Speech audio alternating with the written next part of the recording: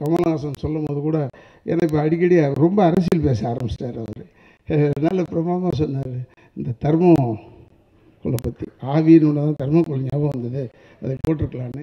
அப்போ தான் எனக்கு ஞாபகம் வந்தது. ஏன்னா நான் அரசியல் மேடையிலே பேசிக்கிட்டு இருக்கிறவன், ட்விட்டரில் பேசுகிறவன் கிடையாது, நான் நேராக மேடையிலே பேசுகிறவன். அப்போ தான் ஒரு தர்மாக்குளை பற்றி சொல்லணும்னு நான் நினச்சேன்.